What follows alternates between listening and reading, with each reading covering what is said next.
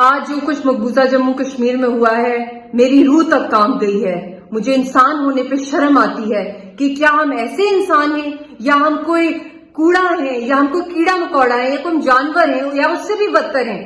کیا ہم انسان تو ہے ہی نہیں ہندوستان کی دہشت گرد آرمی کے لیے؟ ہم تو ایک کھیل ہیں، ایک مذاق بنایا ہوا ہندوستان نے کشمیریوں کی زندگیوں کو، ان کی لاشوں کو، ان کے بچوں کو، ان کے بوڑھوں کو، ان کو بزرگوں کو۔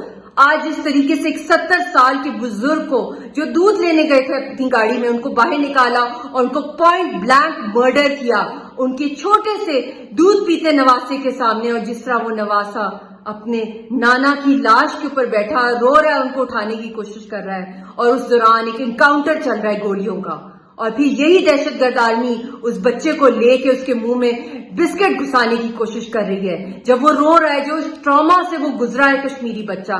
ابھی کچھ ہی دن پہلے 5 سال کے بچے کو شہید کیا ہے۔ روز نئے سے نئے خوفناک ہولناک واقعات ہوتے ہیں۔ یہ ہندوستان کی جو دہشت گرد آرمی ہے یہ اپنے ویپنز کو ایکسپیریمنٹ کرتی ہے کشمیریوں کے اوپر۔